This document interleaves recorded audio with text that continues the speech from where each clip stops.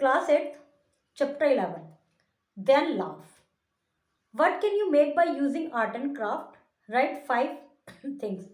Art and craft use करके आप कुछ बना सकते हैं क्या, वो लिखिए यहाँ पे कोई 5 चीजें. बरी all your worries and pains and just laugh out loud. अपने दिल में जो भी चिंता है, दर्द है, उनको बरी कर दो, भगा दो, दफना दो और फिर हंसो. This is what the poem talks about. Read the poem, enjoy and follow what message it conveys. ऐसा इस पोएम में संदेश दिया गया है. Build your self a strong box. अपने लिए एक मजबूत बॉक्स बनाओ. Fashion each part with care. इसके हर पार्ट को बड़े तरीके से सजाओ.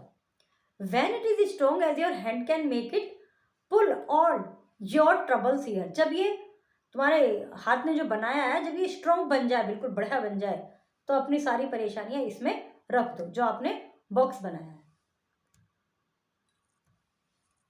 Hide there all thoughts of your failure. उसमें सारे अपने फेलियर के थॉट छुपा दो. कहीं आपसे कोई गड़बड़ हुई हो, किसी चीज में आपको निराशा मिली हो, वो सब छुपा दो. And each bitter cough that you cough. हर वो कड़वा अनुभव, हर वो कड़वा जैसे कप और कॉफ, इनका मतलब ये है कि ऐसा कड़वा कोई आपने पिया हो कप. सिंपल, जो सिंपली मीनिंग है शाब्दिक अर्थ, लेकिन यहाँ पर क्या है, आपका जो भी कड़वे अनुभव है.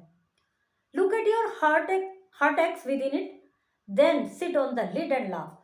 जो अपने हृदय में जितने भी दर्द हैं, एक मतलब दर्द, उन सबको इसमें रख दो, फिर उसके ऊपर बैठ जाओ बंद करके बिल्कुल मजबूती से कि आप कोई नहीं इसको खोल सकता, और फिर हंसो. Tell no one else its contents, never its secret share. When you dropped in your care and worry, keep them for ever there. किसी को अपने इसके कंटेंट मत बताओ, इसमें मैंने क्या क्या रखा है, इसके सीक्रेट मत शेयर करो. और जब तुमने एक बार उसमें अपनी वरी अपनी उसमें डाल दी है, तो फिर उन्हें हमेशा के लिए वहीं रहने दो. Hide them from sight so completely that the world will never dream half. Fasten the strong box securely, then sit on the lid and laugh. Hide अपनी साइट को सो कंप्लीटली, इस दृश्य को, इस अपनी एक्टिविटी को इस पूरी तरह से छुपा दो संसार से, और ऐसे छुपा दो कि कोई सोच भी ना सके उसके बारे में कि इसमें क्या हो सकता है. Fasten the strong box. और वो स्ट्रॉन्ग बॉक्स को फास्टन मतलब सो वो पेज लगा के, जो सिंपली हम लगाते हैं ना, पेज वगैरह लगा के फास्टन कस देते हैं, मतलब आप ये मानिए कि इस पर कुंडा लगा दो बिल्कुल अच्छे से, सिक्योरली उसको टाइट कर दो, फिर उसके ऊपर बैठ जाओ और हंसो. कहने का तात्पर्य है, जो शाब्दिक अर्थ है इसका पोएम का जो हमने पढ़ा है, वो है कि डब्बा बनाओ, उसमें अपनी चिंता रख दो, ये रख दो, वो रख दो, और उसके बाद फिर उसके ऊपर बैठ जाओ, ताला वाला लगा दो और खुश हो जाओ, किसी को पता मत चलने दो. दूसरा इसका एक इनर मीनिंग, एक एब्स्ट्रैक्ट भावनात्मक वाला, एक एब्स्ट्रैक्ट नाउन वाला मीनिंग ये है कि अपनी जो चिंताएं हैं उनको मतलब अपने से दूर भगाने का प्रयास करो. भगवान से इस विषय में प्रार्थना कीजिए कि भगवान हमें शक्ति दें, हमारी जो प्रॉब्लम है उनको सॉल्व करें.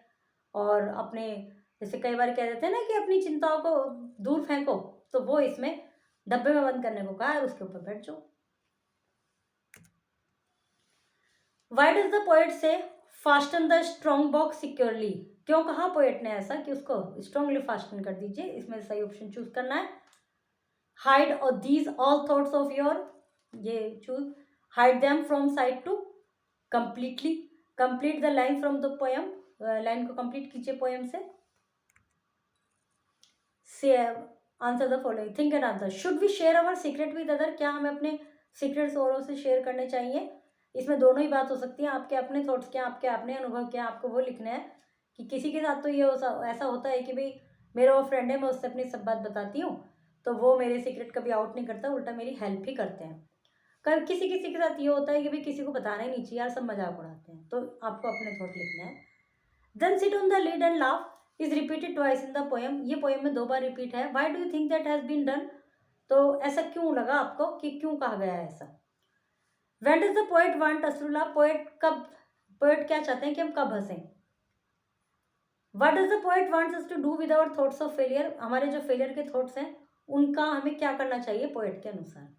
स्पेलिंग्स है ना, और read the following sentence to learn their use. ऊपर जो वर्ड है जैसे कैन और cane, there their, pronunciation same है लेकिन दोनों के मीनिंग अलग हैं, जो पेयर्स लिखे हुए हैं और नीचे उनके यूज लिखे हुए हैं कि किसको किस तरह से यूज किया गया है। Make your sentence using these word. अब इन वर्ड को यूज करके अपने सेंटेंस बनाइए। जैसे कैन वो सकना और केन वो जो केन होती है, तो आपको सेंटेंस बनाना है। Make 2 words from each of the following word. The first one has been done. अलग अलग इनसे वर्ड बनाने हैं। जैसे योर सेल्फ का तो बना हुआ है, अब केयर है तो केयर से एक तो कार बन सकता है CR, एक बन सकता है RARER, तो ऐसे आपको बनाना है।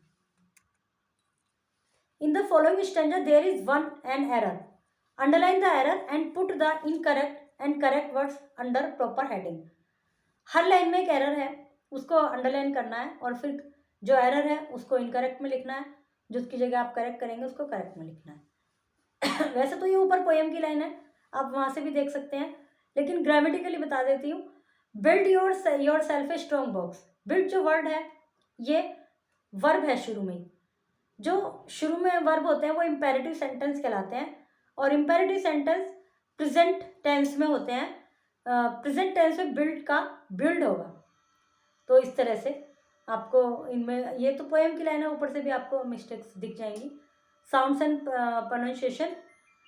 Intonation. Compare the way the following 2 lines should be spoken in A conversation. ये जो फॉलोइंग दो लाइन है ये कन्वर्सेशन में कैसे बोली गई है। You have finish the work, you have finish the work. यदि बोलने में बिल्कुल सारे लेटर सेम हैं लेकिन केवल इनकी जो एक्सप्रेशन है उसमें अंतर है। You have finish the work, you have finish the work, उसमें क्वेश्चन मार्क लग गया, मतलब ये कि पूछना चाह रहे हैं पूरा कर लिया काम, ये चीज़। The first is a question and the second is statement. लेकिन सेकंड क्या स्टेटमेंट है। It is the way this sentence are spoken that tell us whether they are question और द स्टेटमेंट। ये वो तरीके हैं जिससे यदि हम जनरली हिंदी में ही बात करते हैं तो कई बार हम कंफ्यूज हो जाते हैं कि अमुक व्यक्ति ने वो बात किस सेंस में कही है, यदि उसने उसको एक्सप्रेशन के साथ नहीं बोला। यदि हिंदी में इस बात की जाए, तुमने अपना काम पूरा कर लिया, तुमने अपना काम पूरा कर लिया, तो इस तरह से। In other word different in intonation help understand various aspect of meaning in speech.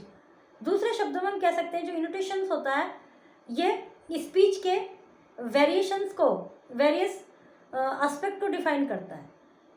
इनोटेशन, intonation is the way your voice rise fall as speak.